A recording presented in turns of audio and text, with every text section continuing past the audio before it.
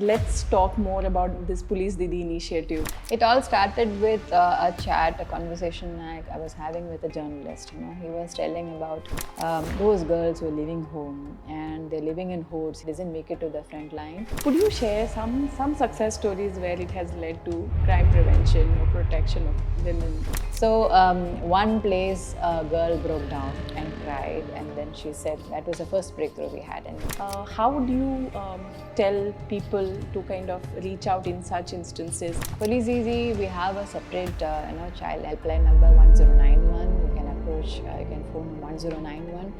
And you have the 112, which is emergency number. Our average response time is between 3 and 4 minutes in the city. What are some of the initiatives that have these interactions with community going? Having a problem with drug abuse and with substance abuse, Police Kaka is a related program. Staying away from cybercrime. Cybercrime is a major aspect. Now CCTVs also we have integrated. We are reaching across to the community, getting their feedback and acting.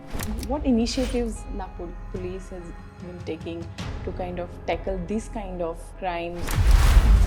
What message would you give to citizens of Nagpur? Namaste. Welcome to today's conversation. I'm Vasanti Bedgar in conversation with Joint CP Nagpur, Ms. Aswathi Dorje. Welcome to our today's conversation, ma'am. Thank you. Thank you, Vasanti.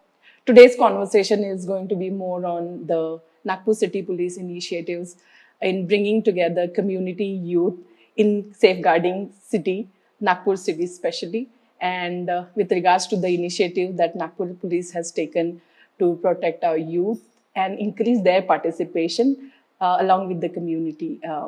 So we're going to talk about that more and some successful initiatives that, ma'am, you have taken in terms of prevention of crimes. So we are going to talk about that as well. And also we'll delve into your personal life a little to know more about you as a person than a professional we know. So thank you for giving us time. And let's begin. Let's begin from the beginning. Tell us about, the days when you wanted to get into Indian Police Force, right? How were those days like?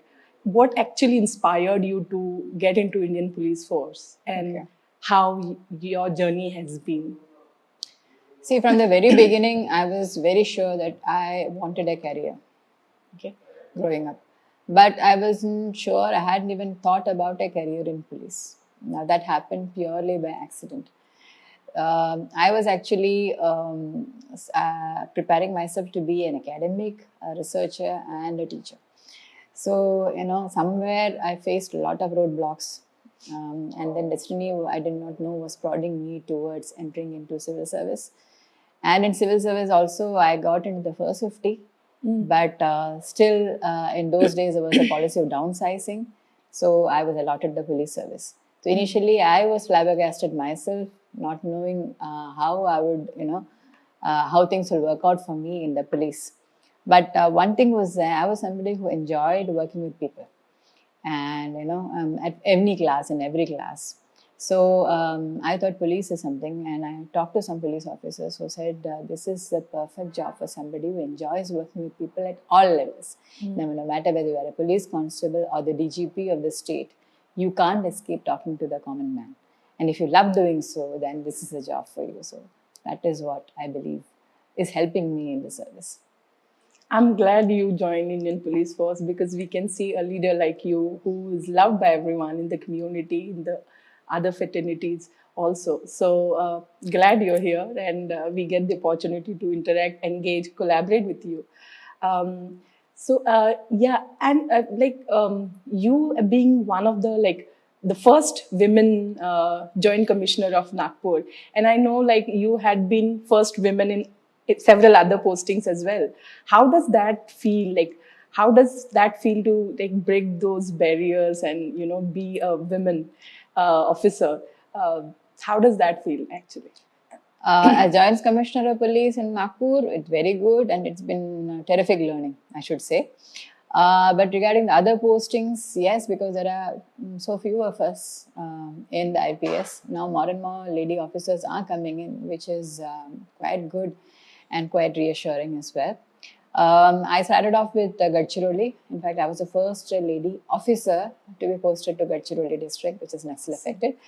From there, I went on to Thane and became the first crime DCP, lady crime DCP in Thane. And from there, I went to Mumbai. And again, Mumbai, I was given FRRO posting. I went on deputation to the Ministry of Home Affairs.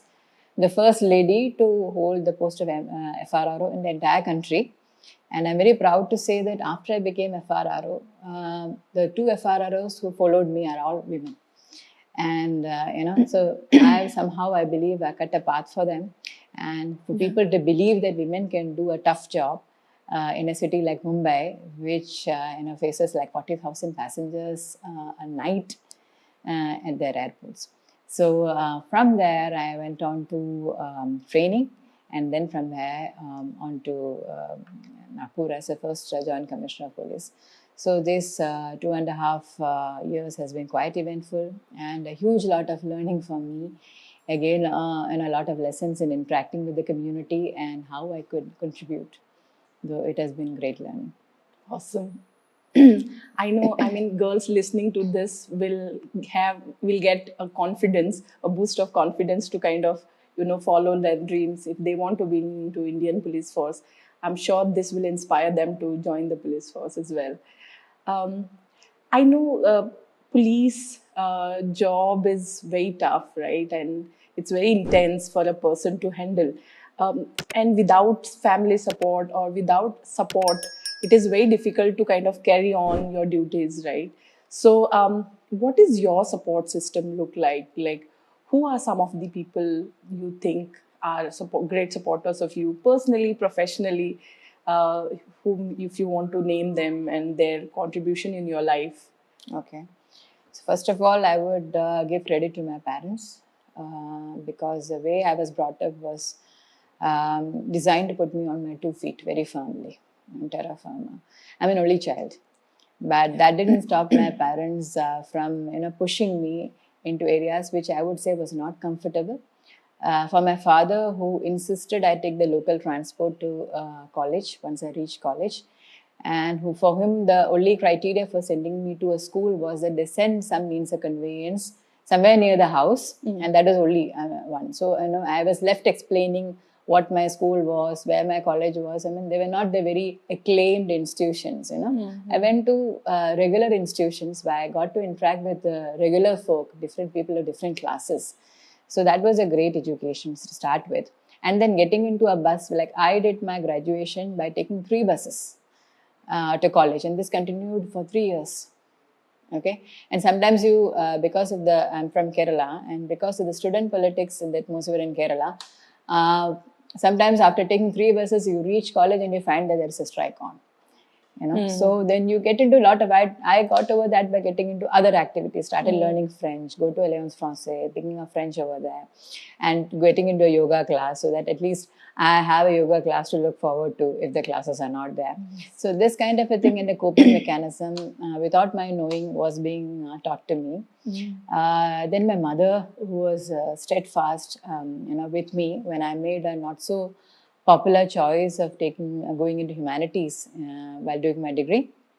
The other popular choices being medicine, engineering, I decided I don't want to go into that. So that required a lot of convincing in the family.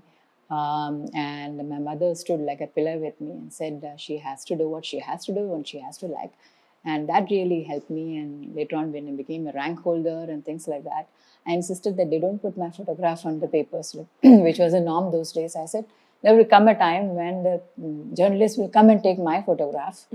I worked steadfastly for that. And that really happened. So maybe not as an academic, but as a civil servant, I appeared in the papers. So that way I'm thankful to my parents. After getting into the service, I worked under several bosses. Some have been good, some have been terrific. One of the terrific bosses was Mr. D. Shivanandan, who was Commissioner of Police in Mumbai and later on DG. I was fortunate enough to work under him when he became CP in Thane, and I was his crime DCP. And at that point, I believe for some reason there were 3 posts which were vacant, and I was holding all 3 posts, and top of it, I was pregnant. So a pregnant DCP crime, working as DCP headquarter, DCP special branch, and reporting to the very, very illustrious officer that he was. I got to learn a lot from him. So I do count him, I'm lucky to count him as a mentor.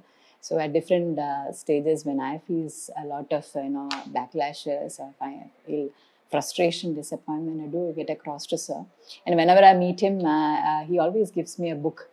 Yes. And if I gift him anything else, he's angry. He says, no, I expect a book from you. So that kind of a personality he is. Every day he will start 4 new things. To keep up with him was itself a task. So fantastic learning I had under him.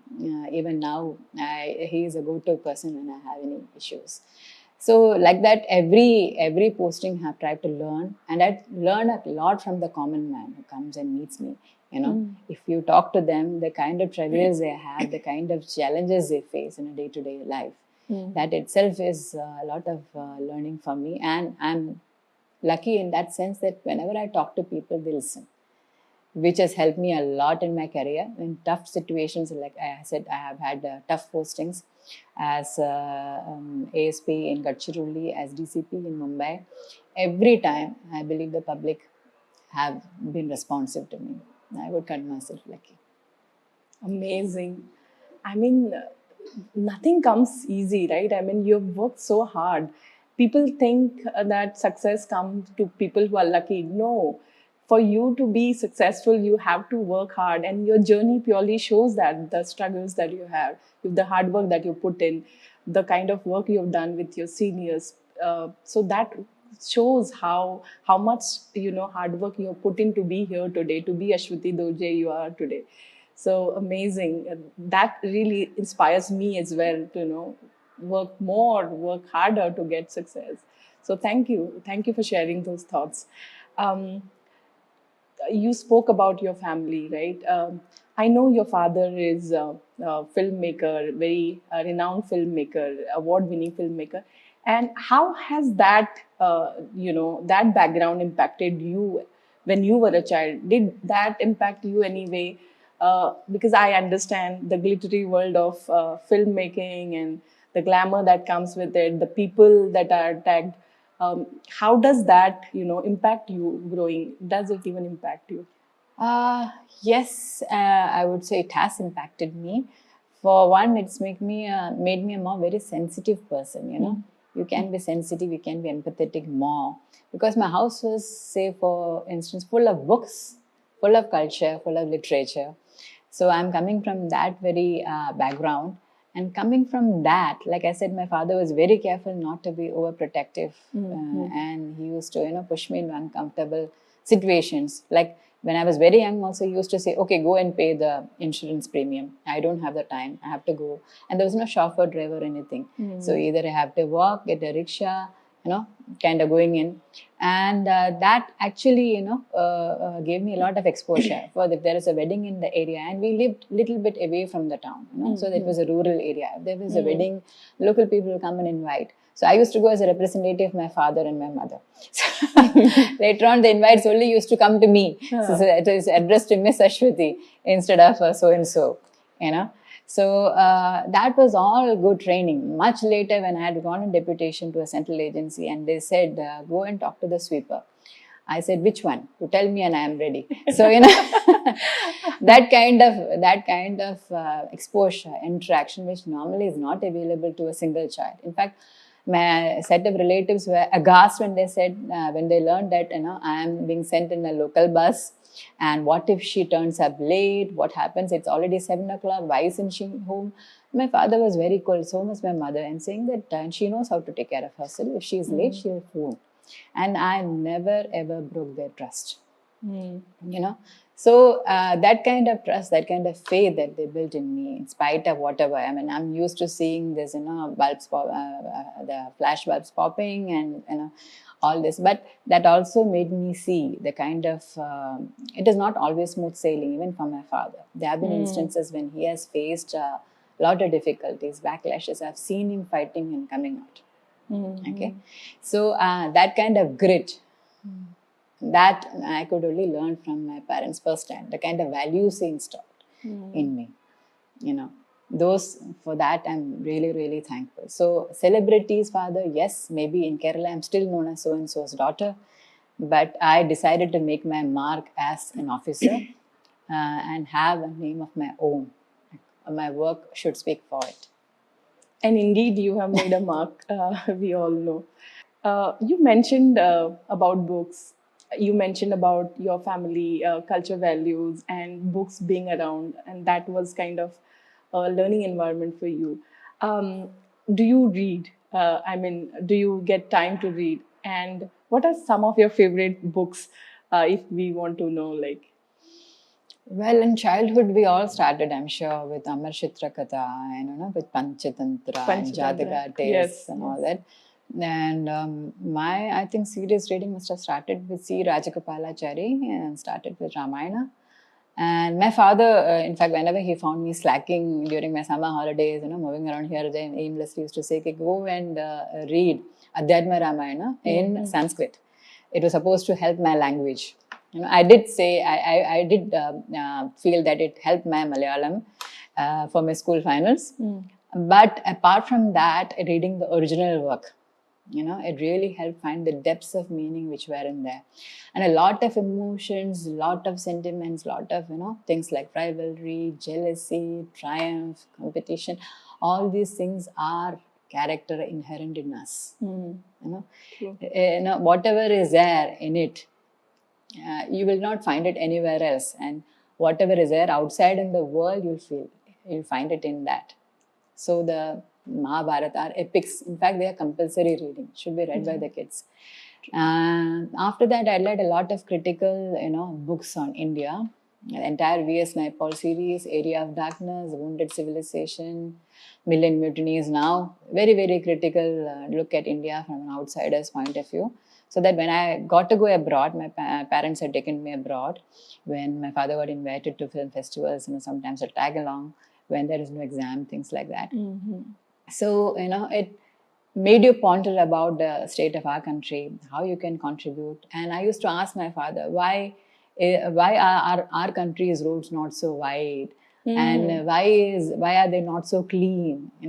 So initially the answer was because we are a developing country, and later on it was like, maybe if you can make a difference, you should think about it, kind of a thing. So all these things, books definitely let us travel wide, keeps our visions again wide, and a lot of learning, things you can relate to in day-to-day life.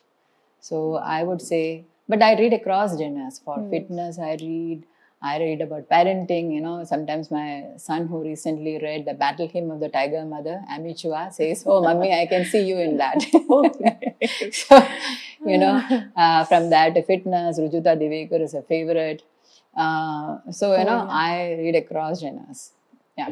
Ma'am, आपने कहा था कि आप जब छोटे थे और आपके फादर आपको हमेशा encourage करते थे कि on your own to travel, to your school or any other places, and used to also visit relatives on your own. So while doing this, जब आप travel करते थे, जब आप अपने आप सारी चीज़ें हैंडल करते थे, तो कभी ऐसा मौका आया जब आपको लगा कि आप vulnerable है, unsafe है, ऐसा कोई मौका या ऐसा कोई सिचुएशन में आप आई जहाँ आपको अनसेफ लगा? Most of the time, in fact unsafe नहीं बोल पाऊंगी कि जब लड़ाई करना पड़ा. बिकॉज कॉलेज जाती थी, मैं थोड़ा स्पीड में चलती हूँ, तो people will call me names, और पीछे से मिसाइल बोलते, ये करते वो करते, and all that, in those days comments pass करते थे.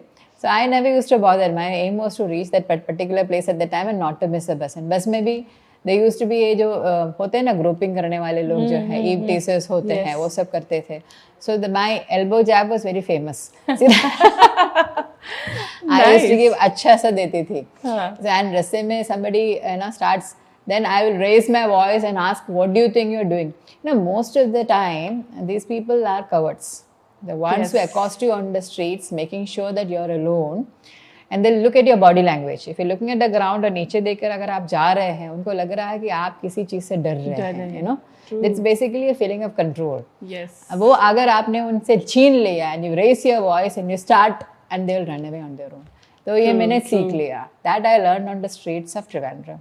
Okay, so and I had no problem in telling this to my parents at home. They did not say कि नहीं नहीं नहीं अभी इतना प्रॉब्लम है तुम अपना स्टडीज़ बंद कर दो या तुम एक्स्ट्रा करिकुलर एक्टिविटीज़ में जाना बंद कर दो, ऐसा कभी उन्होंने बताया नहीं. They knew that मैं बैटल रेडी हूँ. Yes. So this is very, very important because what happens sometimes in our homes, even though the mother knows, especially the mother is going out to buy vegetables or she is having a job of her own, she is going in the streets, she knows these cat calls or ये सब उनको मालूमात है, but still she feels that if her daughter is receiving all this, maybe she is not safe. Yeah. And she feels that the daughter is not able to protect herself. ऐसा नहीं होना चाहिए कि some girl denied that opportunity for equal opportunity for education, advancement in her interest, potential. वो नहीं हो रहा just because of this and some what you call a delinquent guy, who is stalking her. ये वो, that is not her fault. That has to be understood, and that has to be dealt, and that support system has to be there at home. Very, very important that we have it. Nice. Do you have any recommendation for our youth who wants to develop their leadership or perhaps want to understand, learn about community engagement or community responsibility? Any recommendation for youth? Yeah, I mean, Wings of Fire is a favorite. And of course, I said the epics. The epics of India is a big treasure, which you should go into and if possible read in the original. And grab every opportunity to get into the social realm. For instance, growing up, I was looking at something, there was no concept of internship when I was in college and all. So when I got into PG and my HOD offered me a project, jumped at it, not even fully comprehending what it meant. I only heard women and something regarding orchid cultivation. I said, okay, I'll at least get to see orchid gardens and there are women around. Fine, I went into that. But it was a good project about how women can grow orchids in a very small space. Whatever small space they have in their home, it was economically most viable kind of a project. We were doing it with another department, but I had to do the part of doing the economic study, the evidence-based kind of quantitative analysis in that. But I enjoyed going to the orchid cultivation, talking to the ladies how they did that and what all they overcome to get to what they are, where they are. So don't miss any opportunity. Now that I think offering these Young India Unchained clubs in colleges, I was happy speaking to the volunteers over there and telling them that, you should never ask why I and you. Should always be that, this is one opportunity to, jump in and then be of some, and you learn and you grow also at the same time. No? When you are participating in these things, you grow as a person. Yeah. Well said. I mean, every opportunity teaches you something, and every opportunity you grab, you become wise. I think today's youth needs that. Very well articulated. Thank you for that thought. You mentioned about women. Talking about women, have you ever faced any discrimination based on gender in your personal, professional life? If you want to share some thoughts on that. In the personal life, no, I would not say because I was lucky being born into a place where my father was. He had actually decided my name before I was born. He was so sure it's a girl. So I was a wanted person in the family, child in the family. So, and I grew up in an environment where women are encouraged to go out to work. And in fact, it's rare to find women who chose to be homemakers. Maybe they chose on their own. Otherwise, they're never forced to stay at home. They're always encouraged to go out, learn, work. Regarding gender discrimination in the workplace, there have been people like I believe when I was DCP crime and I was overtly pregnant.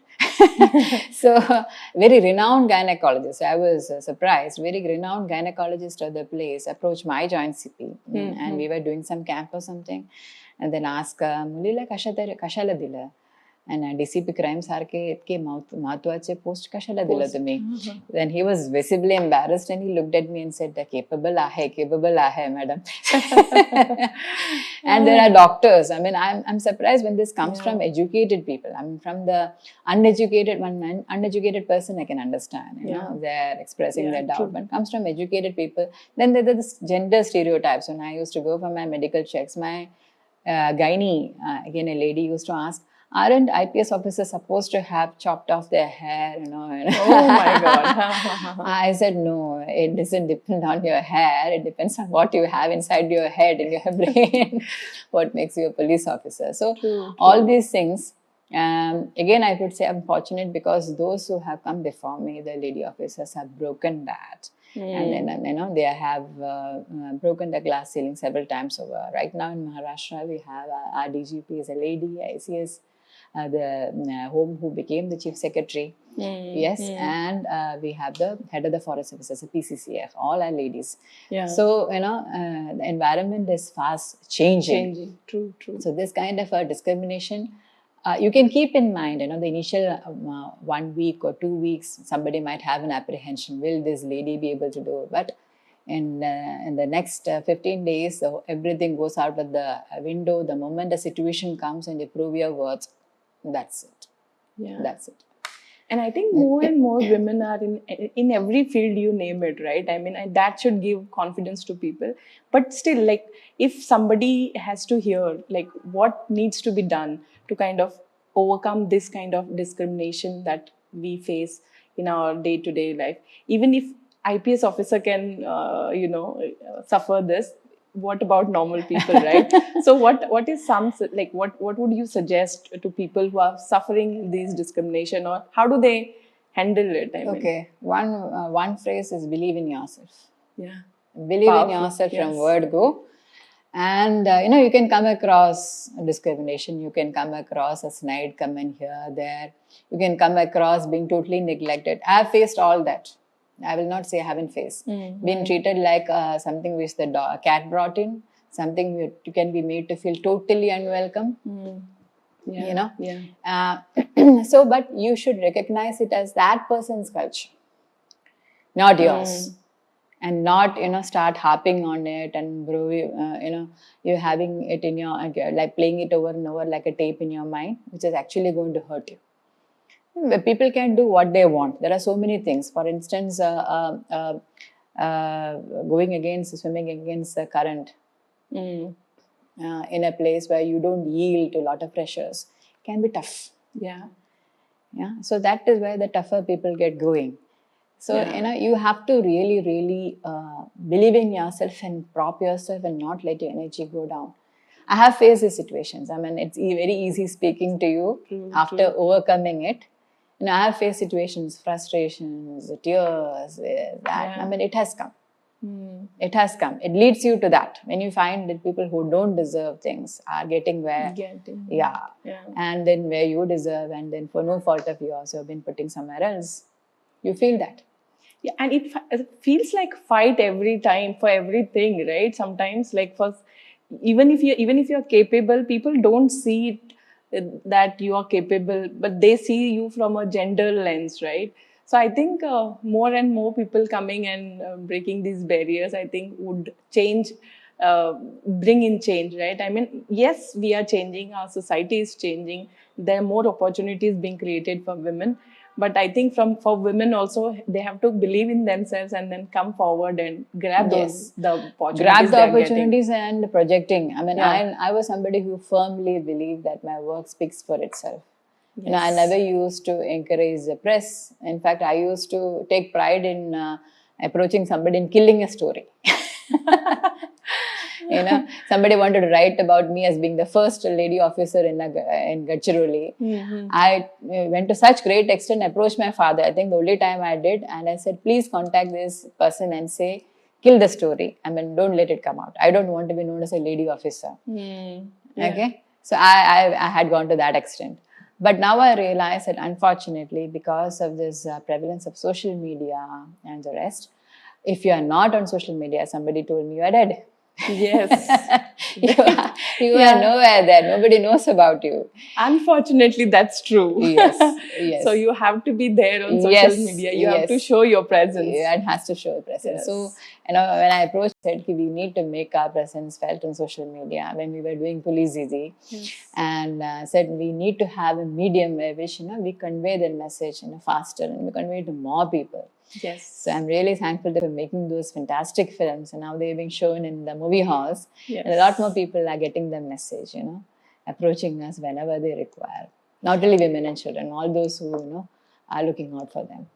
And all thanks to you that it is because of your initiation, your proactiveness that it could happen, and we are able to, we were able to do that together. So it was amazing doing that together. Thank Now you. that you have mentioned Police Didi, let's talk more about this Police Didi initiative.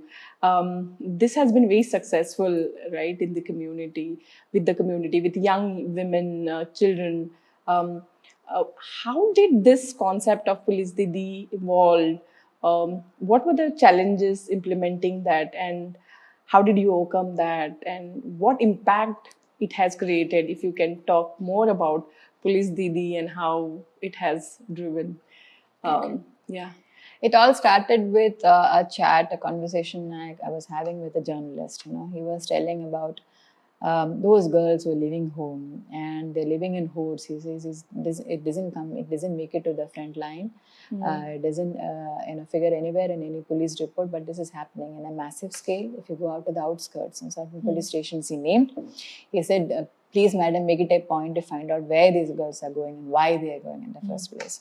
So it started from there. So there is an established Police Didi program in Mumbai, and there's a standing order by the DGP saying that it should be installed and instituted in every unit.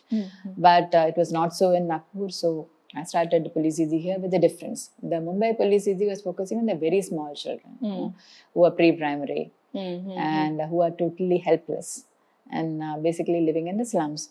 But I wanted this Police Didi to go everywhere in the city, so I decided to have it under every police station, one officer and 3 to 4 constabulary. Constabulary predominantly female, and officers, if possible, female. And all of them, the first challenge was training them. So I had to get to Mumbai and seek the organization which had trained them, then get them over, give them the initial training, have a lot of role play involved so that our officers and personnel feel more confident. So initial days were rough, had to have more reviews, a lot of doubts coming in whether we should concentrate only on the girl child. And then somebody came with a very useful input, madam, this is involving POXO Act, which is very stringent. So we should maybe look at the little boys also. They should also be made to understand where they're going wrong and that they could get into serious trouble. So then, the more spreading. And then, of course, I met and help bring that empathetic angle. The earlier the thing was sympathy and whether how you could help them, but not putting yourself in their shoes. And a very important development is projecting themselves as a role model. Because the lack of a role model, I found, is something which is hurting these girls a lot. Sometimes the family is dysfunctional, the mother is not there, and she's maybe living with somebody else, and the children are left on their own, maybe with a stepmother or with a distant relative. So they just don't have anything to look up to. So once somebody offers a good job or a marriage, and then it's maybe an escape out of drudgery. And that is when they really land in human trafficking rackets, prostitution rackets. There are big issues involved.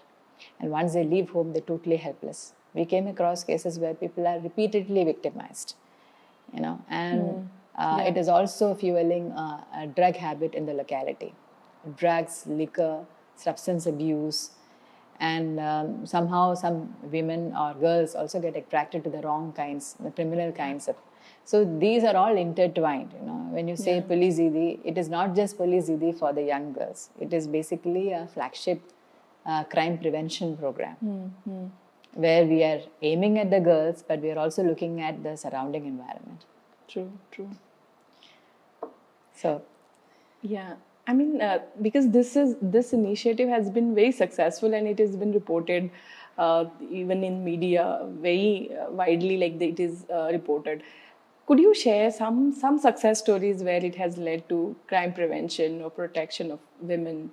If you can share some Okay. stories, yeah. We started this program in October 21, and then before the first 6 months were up, initially our own ladies were kind of hesitant getting into localities because those days COVID was on. So I said, if they don't have classrooms, let's get into their homes.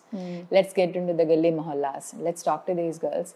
So everywhere where 20-25 ladies could gather, we would observe social distancing and talk to them.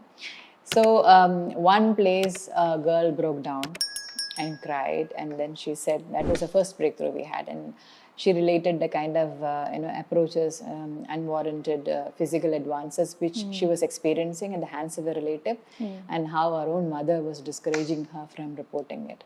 So we promptly took it up and registered a molestation case. So that was the first one we did. And there are umpteen cases, where we have gone in an area which was having a lot of eve teasing. Police Didis were called in, and then they stopped it once and for all.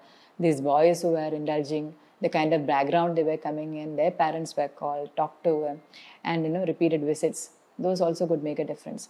And some of the police Didis have done fantastic work. There is this girl who I know in a police station like Imamwada. Imamwada is totally surrounded by slums. And every month we used to have 14, 15 girls running away.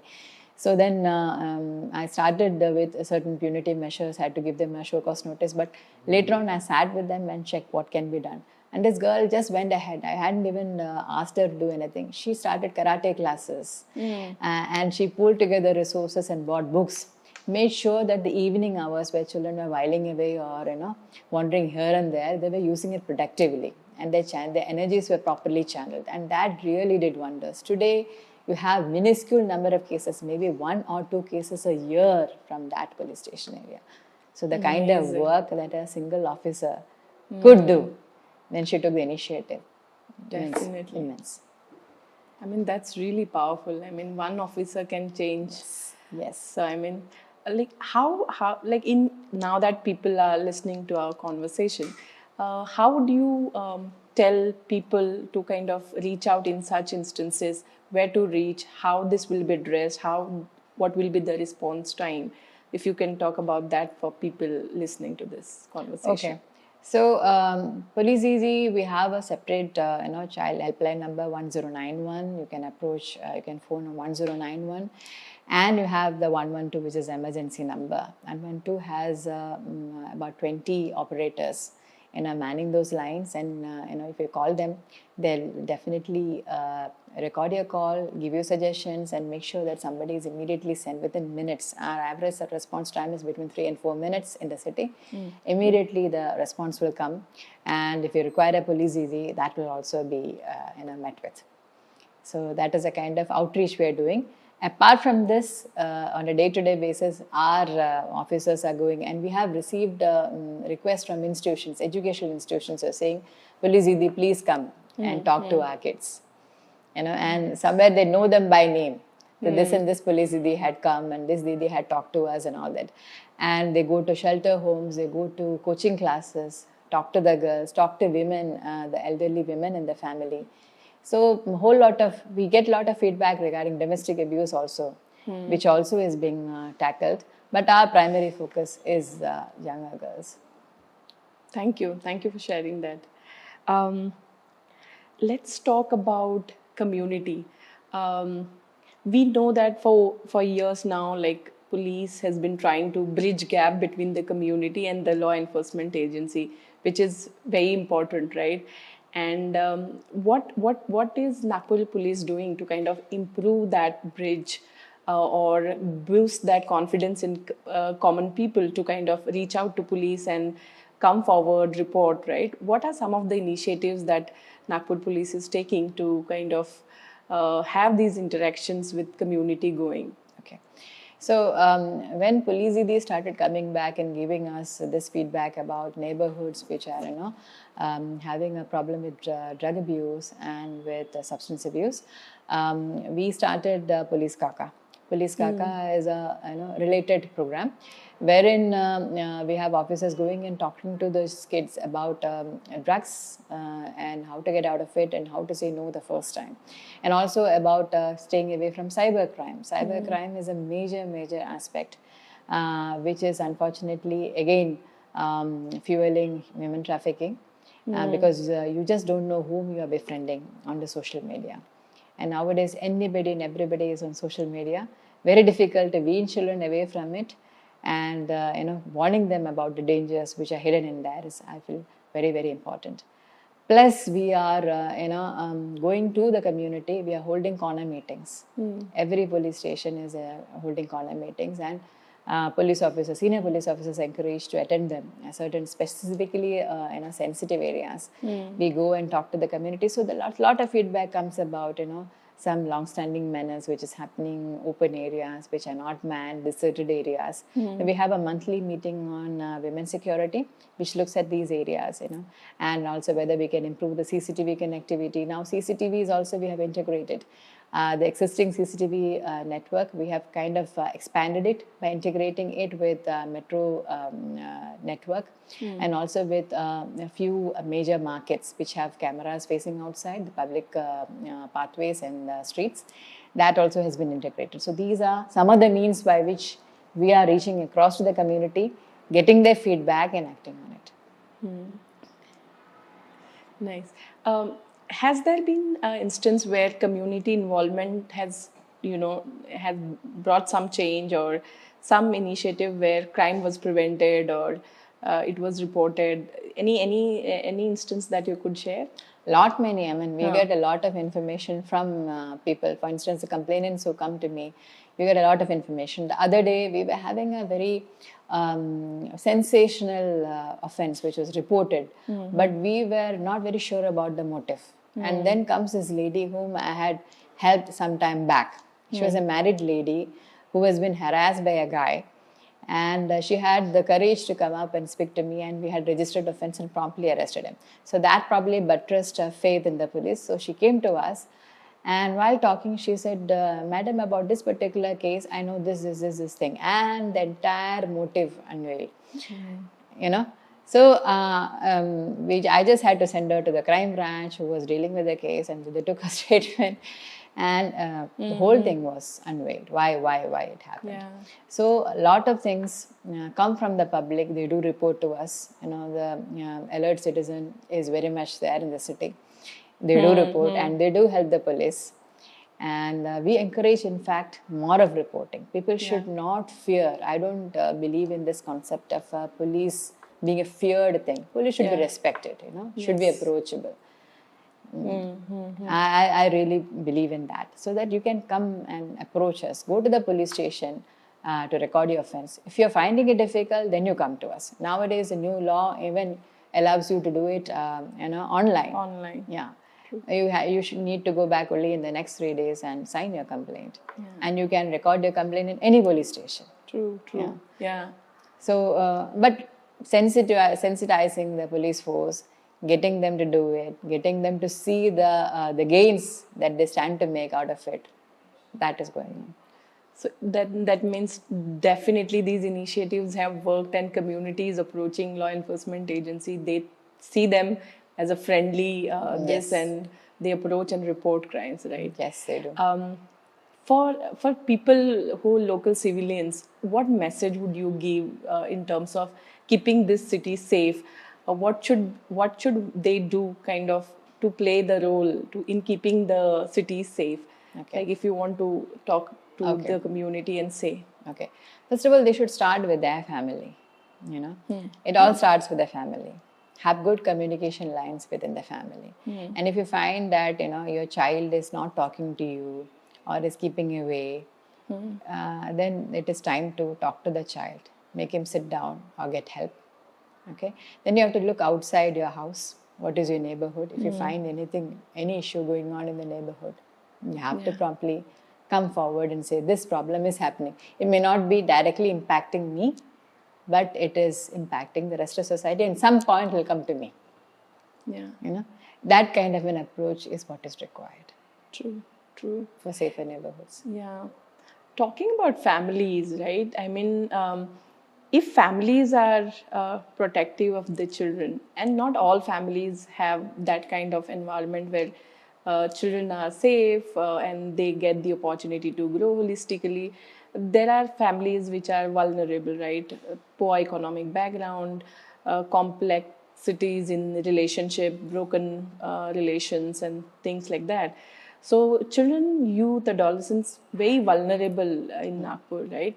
And they fall prey to many crimes. Have you seen in recent time? Have you seen any, some crimes that are, coming up, emerging with regards to children, youth who are vulnerable? Do you think there are any new crimes that are emerging in Nagpur that you want to share? Okay. See, Nagpur is a growing city. And growth, there is always growing pains associated. And then there is a rural area coming in direct contact with the urban. And, all those adjustments and issues and challenges which come up alongside. And at one point, you want to become big. You aspire to be a city. You want to be modern, progressive. And sometimes the means at which you plan to reach may not be the correct ones. For instance, if you talk to the youth, and I go to a lot of schools and I talk to the children, so a lot of feedback that I get is about liquor. Substance abuse starts very early. Sometimes they see it in the house, sometimes they see it in the locality, sometimes they see it in social media, the things which are being glorified. Yeah, true.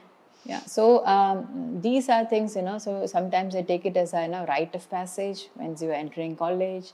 Once you go to a birthday party, nowadays a birthday party is not complete without booze.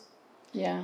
So we try to tell them, I tell them, I have asked the Police Didis also to tell as many children as possible, it is not cool to, get drunk at a birthday party or to take to drugs. This is simply not cool. Okay, because you're playing with your health. Yes. It might be a moment of enticement which is happening, a moment of being with the in crowd, a fearing of missing out. But you will be doing yourself a favor if you're saying no and saying, I'm happy with what I have, with a glass of water or with a soft drink, I'm fine. And just to be, keeping up with the Joneses is, I believe, leaving a large part of the youth out of healthy practices. Yeah. So that, unfortunately, needs to be tackled. That is growing. I'm seeing that. Yeah. A lot of drug abuse, even among girls.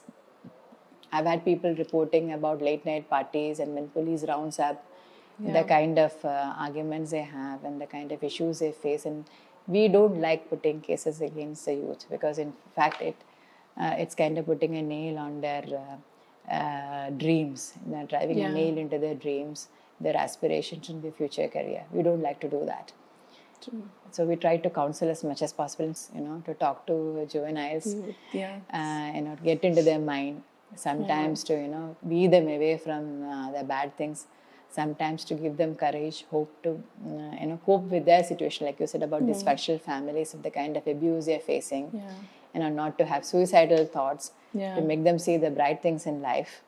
Yes. And I hope the coordinated effort works. Yeah. What initiatives is Nagpur Police has been taking to kind of tackle this kind of crimes, or to address youth falling prey to this kind of crimes that are emerging, crimes that are happening in Nagpur? Any initiative that you would want to name?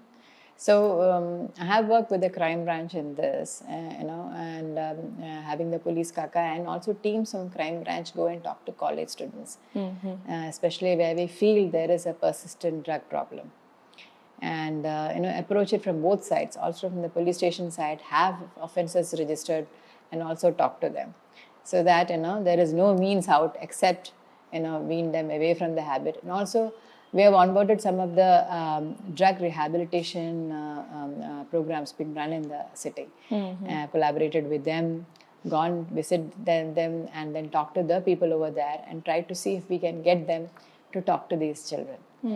How they have spent away so many years of their life, 15, 20 years of their life have gone before they've actually had a rehab. In and out, they have gone out of the rehab. So, that kind of effort we are doing, as much as possible to make them realize that before you get into the trap, before it's too late, just kick the habit and make sure that you report it if it's getting into your campus. We faced a lot of denial on part of the colleges. The authorities are just not ready to, accept the fact that there's something like that going on. Maybe something outside their boundary, something outside their main gate. We have a joint or a bar where children are going, cutting classes and going over there. So that kind of a thing. We are also, planning another thing wherein we are going to, check whether children are regularly attending classes, and if they are bunking, where are they going? So where are the children going? Maybe go to that point also and address it. So we have seen a lot of drug use happening in the campuses, and I know and I agree with the fact that college institutes do not want to report it or do not want to own those things. What would you say to them, right? What would you say them to kind of save these people falling prey to this abuse? What can school do to prevent their campus from being used for this kind of activities? First of all, you should basically have a good chat with the students. The authority should be open about it, and then they should talk to them. Hiding things doesn't help. True. Talk to them about what is happening, and then give them the choice that if you want to study in the class, you have to be on time. You have to attend every lecture. It's not only the set and fair person that you require to attend the exams. You have to be there all the time. And if you're going to classes, you tell you're going to classes and you go. So you are somewhere traceable. You are here or at the classes. Or if you're not well, you are at home, then we require. So some amount of disciplinary measures has to be done. Some amount of heart-to-heart chat has to be there, and involve us. Involve the police kaka, involve the police didi. We'll be too happy to help. Come and talk to the children. That is one thing. And then YIU clubs are already there. The YIU club should also be made a part of it. So they can also, they are always there. Yes. So that they can listen. And if they find that somebody is missing or somebody worst is bringing in these things to the campus, to the classroom, or dealing with it, then they can be taken aside, and then they can be talked to them. Somebody can talk to them, and then we can see what can be done, so that the career of the person is also not destroyed, and at the same time he is also taken out of it. So that a major coordinated effort needs to be done across the campuses for that. Yeah. While working with you, the adolescent children, you need a lot of sympathetic approach. You need a lot of child-friendly approach, right? How is your force, trained to handle these kind of sensitive issues? What kind of initiatives do you think they need, or you've been doing for your force to kind of get sensitized towards handling these issues? Okay. So we have tried with child-friendly rooms in some of the major police stations. We have created an atmosphere where the child can come in and speak, and it has helped also. We got feedback with rape victims, who were hardly 17, 18. They feel much more comfortable sitting in that kind of an environment and talking. They can open up much better. That is one. Second is always, sensitize about the POXO Act. And if you read the POXO Act in full itself, it has a lot of safeguards and how to go about it. Having a support person at hand when you are taking the statement of the child, when she's been taken for medical examination.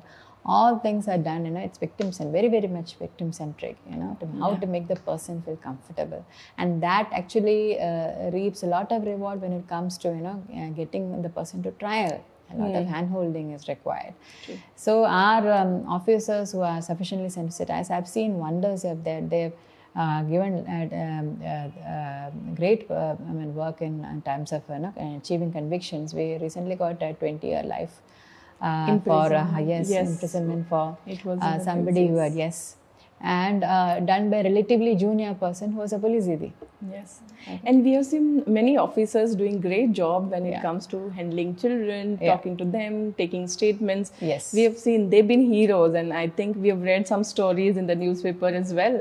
These officers doing great job. So Yes. congratulations on that. Thank you on behalf of the team, I would say. Thank you. Yeah, so talking about the youth again, like children of today's generation, I mean, there's lack of dialogue between parents and children. They are more outside, they're more with friends, and with social media being there everywhere. I mean, it becoming extremely hard to have that conversation with parents for children especially. And that being the reason they are falling prey to many types of crimes, whether it's drug abuse, whether it's child sex trafficking that is happening, or crimes that are happening online pornography things and stuff. So in that context, how should parents or guardians of these children, what should they keep in mind to kind of safeguard their children for falling prey to these kinds of crime? What is one thing that you would suggest them to kind of keep them safe, and not fall prey to these heinous crimes that are happening? I would say it's communication, more communication. Sometimes parents feel that once a child is attained, say 5 years, 6 years, and he or she is off to school, then it's a major responsibility of their shoulders. They believe that once a child is off to school, then the school will take care of things. It doesn't work that way. So when the child comes back, or the child is away at school, he's basically carrying those values which you have installed in him or her. And when the child comes back, make sure that you ask him or her about how the day was, what did he do. Encourage them. They might say tall stories. Let them do that. But they should have a patient ear. Somebody back at home is willing to listen to them. Yeah. So that when they come across the difficulties, the failures, they feel, okay, I have somebody who will patiently listen to me. Yeah, with whom I can share. That is very, very important. Yeah. Children should feel that they are supported, encouraged by the parents, and they should not feel like, if I say I'm going to get the beating, or I'm going to get killed for this. So I think that kind of environment, if we can create in homes, absolutely, I think that would be best for our children to kind of very come important. and confide in very them. Important, very important. Because I know sitting here, I should know what my son or my daughter is up to, and regardless of, you are a parent at whatever age you are a parent. So just giving a phone, hello, hi, hello, and okay, you have done this, you got 99%, oh, very good, congratulations, that's it. But how did he get the 99%? Whether he had put in the work, whether he has copied, whether he has gone into a bad company, whether he is planning to spend the evening, boozing away at a party, or going with his friends in a borrowed car at top-notch speed, hurt a few civilians, you don't know. Yeah. Yeah. So True. all these things, communication. Yeah. I mean, such a important aspect. Simple, but very critical. Very, very important. Very important. And I think if that is right, I mean, everything can be taken And there care. should be no discrimination between girls and boys. What happens? Sometimes a girl leaves a house, the girl is not back by 7, then the parents get worried and then they look for her. Yes. But for the boys, you say boys will be boys. Let them go out, have fun. True. Time and again we see such incidents where the boys have gone to parties 10 at night. They have started for the parties at 10 at night, landed up in some major accident, and either got killed, got others killed. We see this happening. Yeah. And I think, with girls, parents are more cautious, but boys, as you said, like they are out where they're going. There's no vigilance. Underage driving. Yes, and they go and the number of cases we have seen.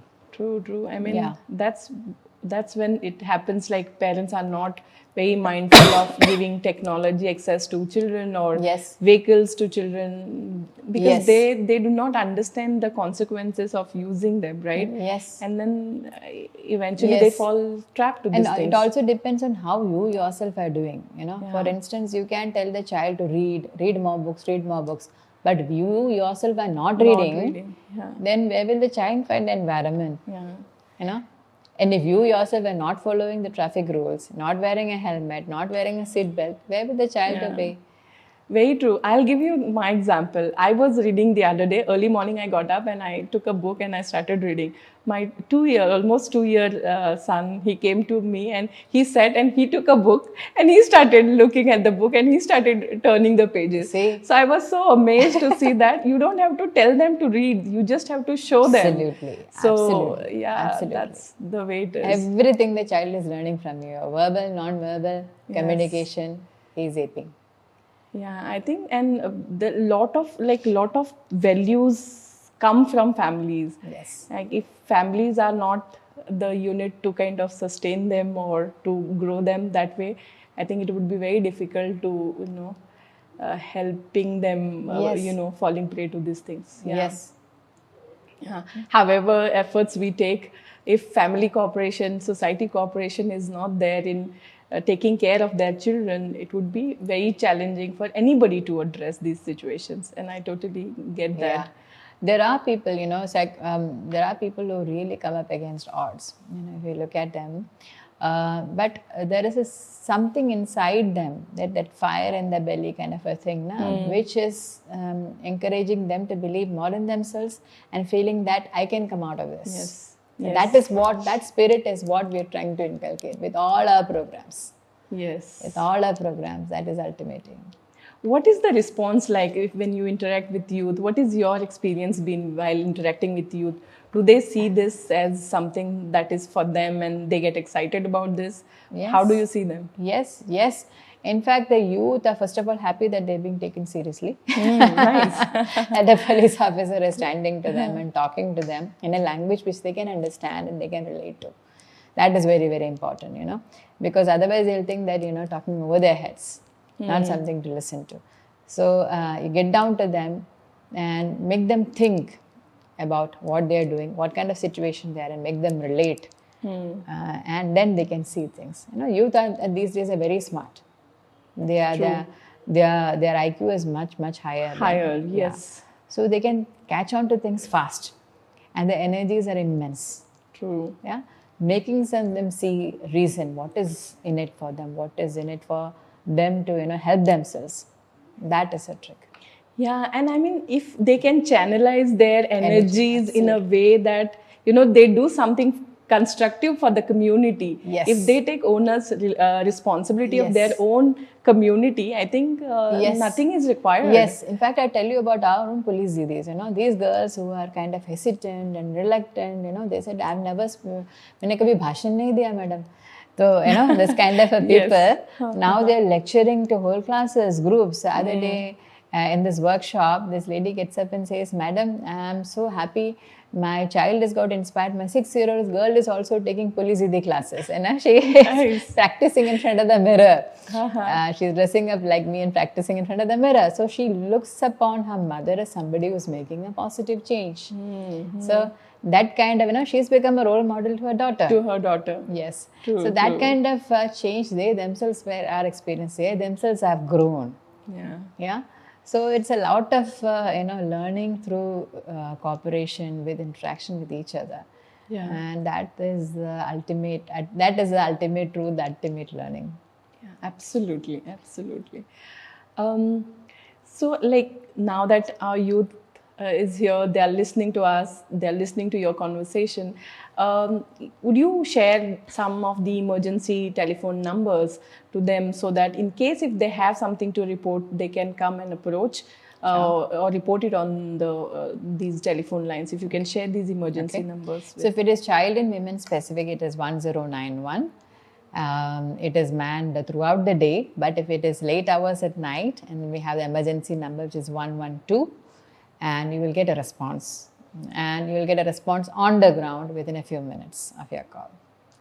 Thank you. Thank you for sharing that. I'm sure people will benefit from these numbers and they'll reach out and report. They will. Thank you. Thank you for that.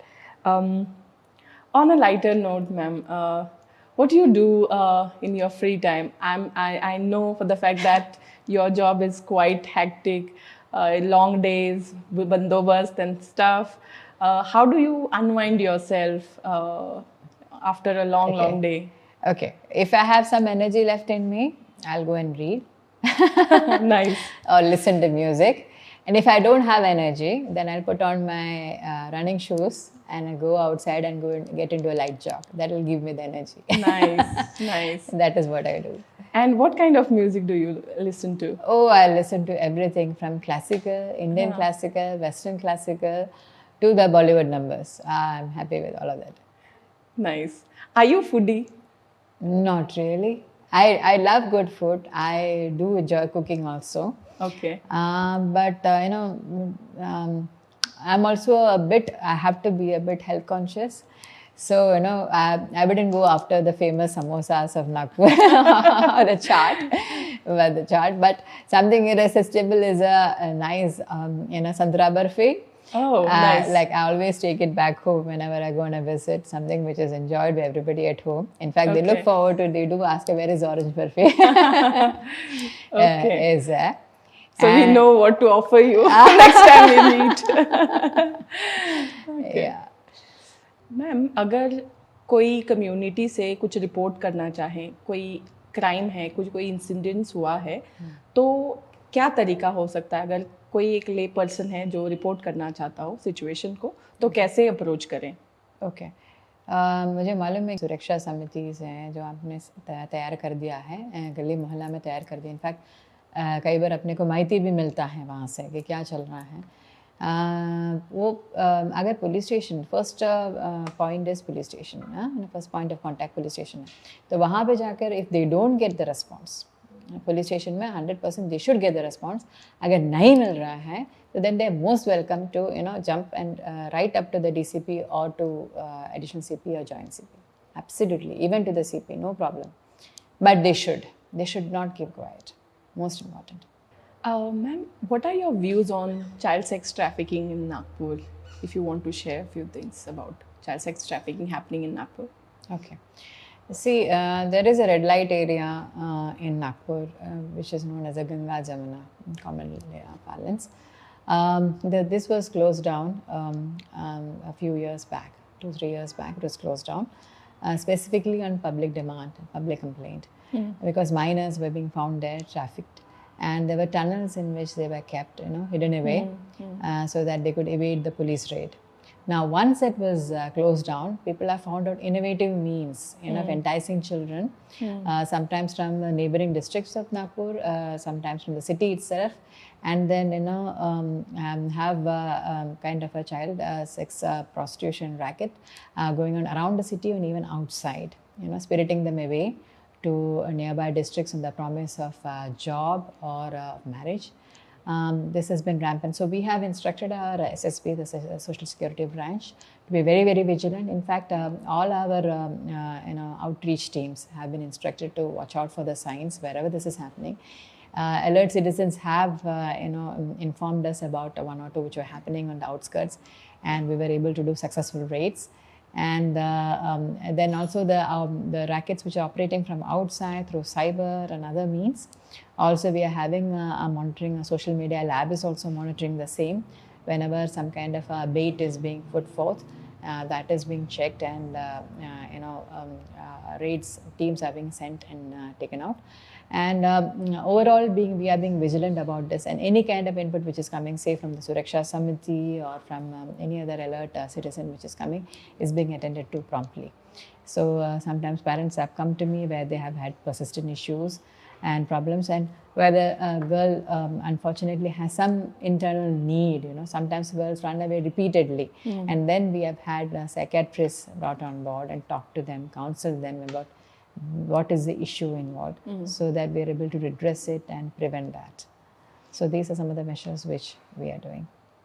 So enough measures have been taken to, prevent human trafficking happening in Nagpur. I mean, we've seen parents not talking about these things with their girls, right? Girls suffer on their own. They do not come and share it with them. But I think having heard you, that's such a powerful message that girls should have. Yes. Raise your voice. That's absolutely, beautiful. Absolutely. Like when I was in Thane as a crime DCP, I used to go into all these, the nefarious places where there used to be dance bars and where the girl used to be kept hidden. They used to unleash the dogs on us. So I used to go with a danda, with an iron rod in my hand, and only with my driver and RTPC used to enter this. So that kind of, pluck that came from facing these situations. You knew how to deal with them. True. Yeah.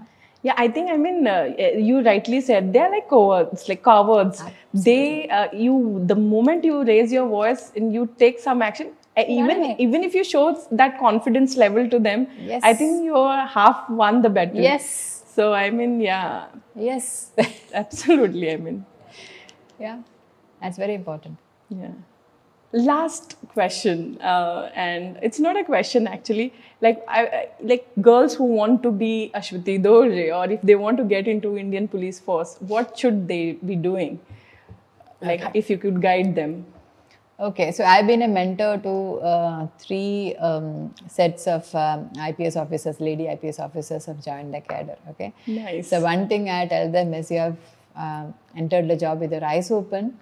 Now, if you are not somebody who enjoy working with the public, try to inculcate that habit of working with the public, because the police job involves that, depends on that, and works. Your entire success depends on that. Okay, so that is one thing which I say. If you do that, then you are set. You're very much in that. You have to learn, you have to take, and you have to give. Right? And that is the most valuable lesson. And then the public know you. I always tell people that the public know you for what you are. If you are corrupt, if you are taking sides, if you're discriminating, the public knows. Yeah. And the public will judge you, and the public will listen to you accordingly. Yes. So if you're somebody who loves, working with the public, the kind of satisfaction it gives, that I think is the best reward. You work on it, you go in odd hours. In police, you have to accept that your time is not in your hands.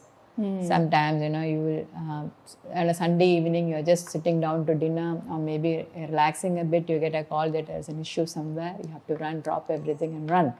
True. You have to be prepared to do that. And then by whatever hour you are coming back, you will at least have that satisfaction. Yes, I could make the difference. I could prevent a riot from happening. I could give justice to a certain section of people, make sure that their life remained undisturbed. So that is a great feeling, great joy. If you're happy with that, welcome to police service.